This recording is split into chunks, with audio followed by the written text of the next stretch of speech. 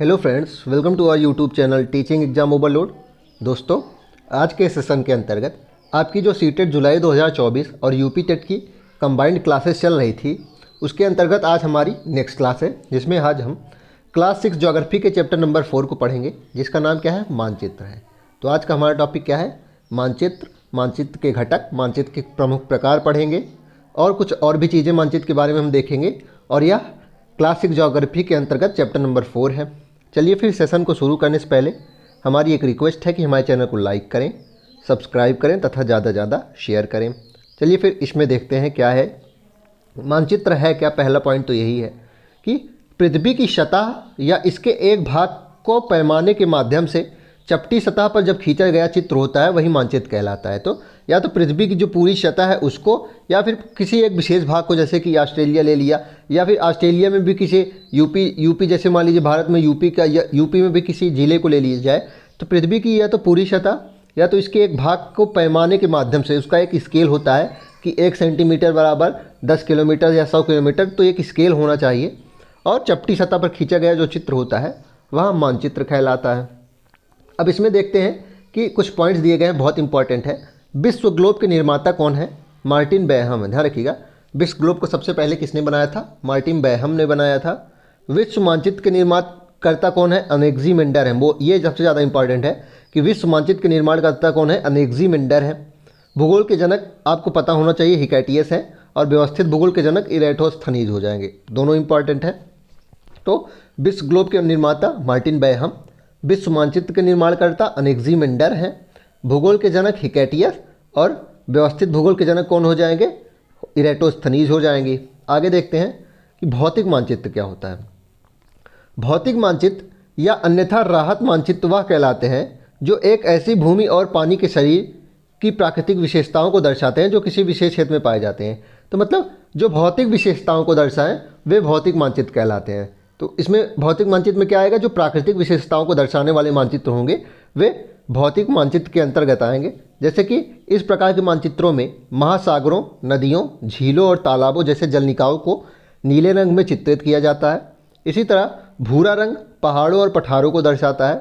भौतिक मानचित्र पर ऊंचाइयों का प्रतिनिधित्व करने के लिए हरे रंग के विभिन्न रंगों का उपयोग किया जाता है। ये मानचित्र समझने में मदद करते हैं। इस क्षेत्र में ऊंचाई की सीमा, क्षेत्र में पर्वत या पठार, उस क्षेत्र की नदियाँ, जिस दिशा में नदी बहती हैं, और आगे विभिन्न चीज़ें। मतलब हमें इस जो भौतिक मानचित्र होता है इसमें हमें क्या क्या पता चलता है कि किसी एक विशेष क्षेत्र में प्राकृतिक विशेषताएं कैसी हैं।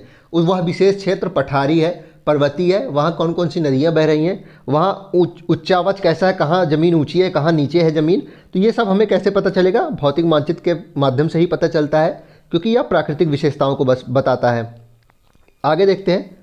आगे है राजनीतिक मानचित्र। दूसरा प्रकार प्रमुख दिया गया है राजनीतिक मानचित्र। राजनीतिक मानचित्र को किसी विशेष क्षेत्र के विभिन्न स्थानों, आबादी, सड़कों, राजमार्गों आदि का पता लगाने के लिए यात्रियों, पर्यटकों या अन्य व्यक्तियों द्वारा उपयोग किए जाने वाले मानचित्र के रूप में वर्णित किया जाता है। तो राजनीतिक मानचित्र में क्या होता है कि किसी विशेष क्षेत्र में स्थानों के बारे में बताया जाता है। इसमें आबादी कहाँ कितनी घनी है, कहाँ कितनी कम है, ये बताया जाता है। सड़क और राजमार्गों के बारे में हम कैसे पता करते हैं? राजनीतिक मानचित्र में पता करते हैं। और इससे मदद किसको होती है? यात्रियों को, पर्यटकों को, और जो अन्य व्यक्ति हैं, हम भी जैसे यूज कर लेते हैं राजनीतिक मानचित्र, तो हम लोग इसका यूज करते हैं। राजनीतिक मानचित्र की प्राथमिक विशेषता क्या होती है कि यह दुनिया के प्रशासनिक उपखंडों या महाद्वीपों, देशों, राज्यों, शहरों, कस्बों और गांवों जैसे अन्य भौगोलिक क्षेत्रों को दर्शाता है।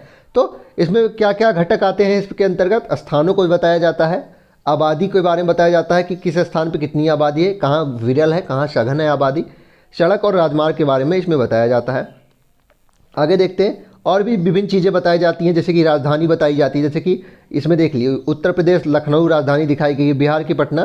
तो विभिन्न राजनीतिक मानचित्र में विभिन्न भौगोलिक क्षेत्रों के प्रशासनिक उपखंडों के बारे में भी हमें पता चलता है, प्रशासनिक कार्यों के बारे में भी हम पता लगा सकते हैं। आगे देखते हैं।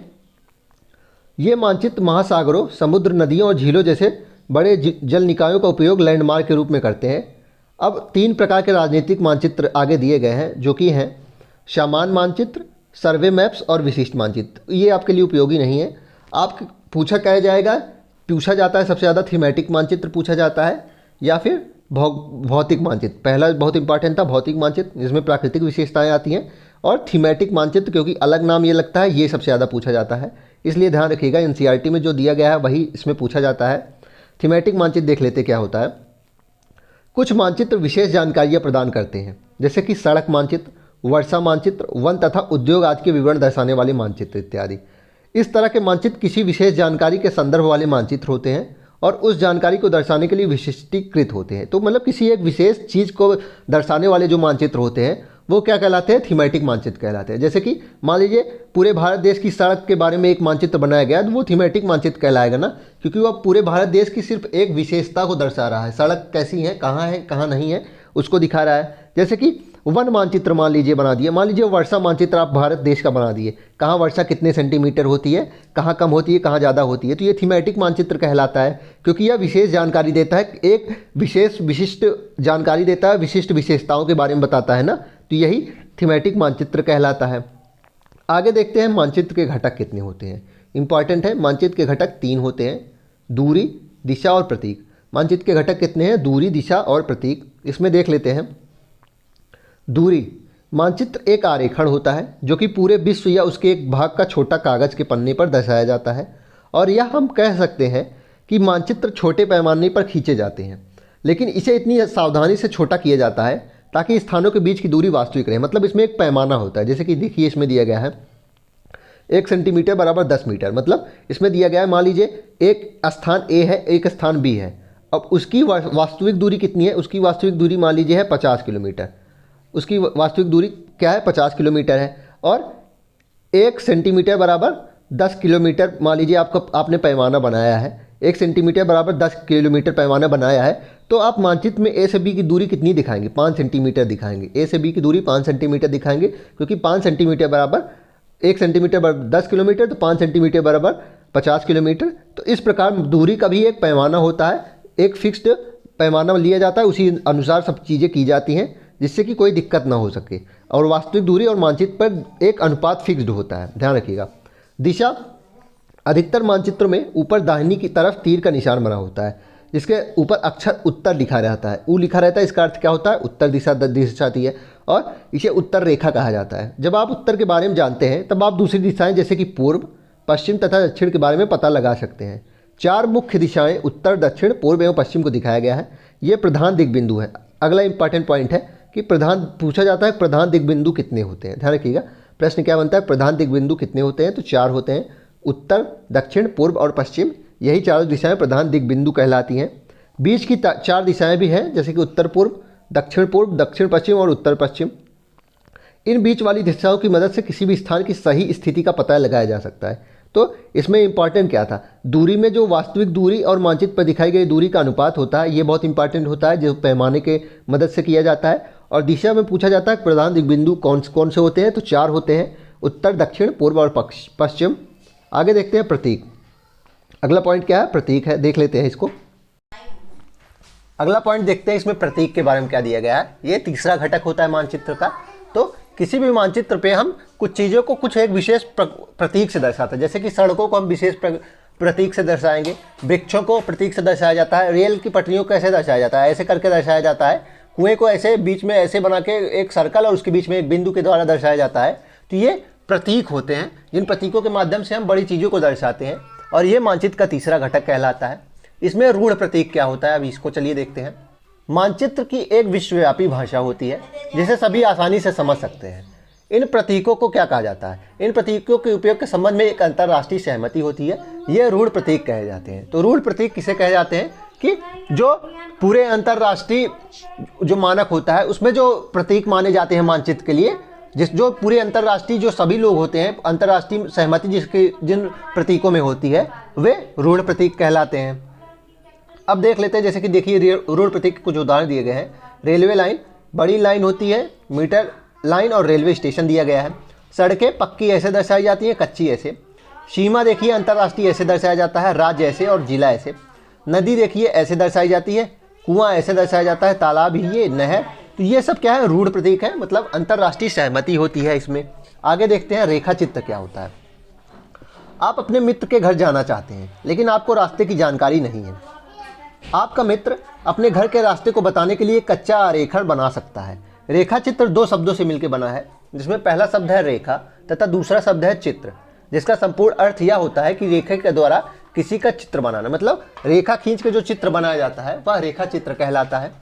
रेखा चित्र अंग्रेजी के स्केच शब्द का बना है। ध्यान रखिएगा, रेखा चित्र जो है उसका इंग्लिश मीनिंग में वर्ड क्या है, स्केच होता है। और स्केच का अर्थ क्या होता है कि किसी व्यक्ति या स्थान या घटना का रेखा के द्वारा इसका चित्र बनाना। तो रेखा चित्र क्या होता है कि जो कच्चा रेखड़ बनाया जाता है किसी, मतलब मान लो आपको ए स्थान से बी जब जाना है तो वो बताता है पहले आप ऐसे जाइएगा, फिर ऐसे जाइएगा, फिर ऐसे जाइएगा, फिर यहाँ से ऐसे मुड़िएगा, यहाँ एक पेड़ मिलेगा, पेड़ से दाहिने मुड़ के ऐसे, फिर ये सब चीज़ें जो बताई जाती हैं ये रेखा चित्र कहलाती हैं। खाका बहुत ज़्यादा पूछा जाता है, इंपॉर्टेंट है। एक छोटे क्षेत्र का बड़े पैमाने पर खींचा गया रेखा चित्र खाका कहा जाता है। ध्यान रखिएगा, एक छोटे क्षेत्र जो होता है उसका बड़ा पैमाना बना दिया जाए। मान लीजिए आपकी जो गांव है, आपका छोटा सा गांव है और उस गांव को आप एक बड़े चार्ट में बना देंगे तो वो क्या है, खाका है। क्योंकि एक छोटा क्षेत्र था, आप उसे बड़े पैमाने में दर्शा दिए तो ये खाका कहलाता है। एक बड़े पैमाने वाले मानचित्र से हमें बहुत सी जानकारियाँ प्राप्त होती हैं, लेकिन कुछ ऐसी चीज़ें होती हैं जिन्हें हम कभी कभी जानना चाहते हैं, जैसे किसी कमरे की लंबाई और चौड़ाई, जिसे मानचित्र में नहीं दिखाया जा सकता।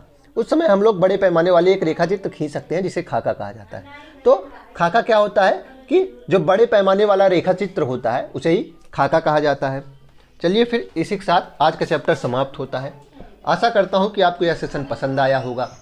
अगर आप इसी तरह के अन्य सेशन भी देखना चाहते हैं तो हमारे यूट्यूब चैनल को लाइक करें, सब्सक्राइब करें तथा ज़्यादा से ज़्यादा शेयर करें। साथ ही अगर आप इसकी PDF प्राप्त करना चाहते हैं तो हमारे टेलीग्राम चैनल का लिंक डिस्क्रिप्शन बॉक्स में है, आप उसको ज्वाइन कर लीजिए, आपको सारी PDF वहीं मिलेंगी। चलिए फिर, धन्यवाद।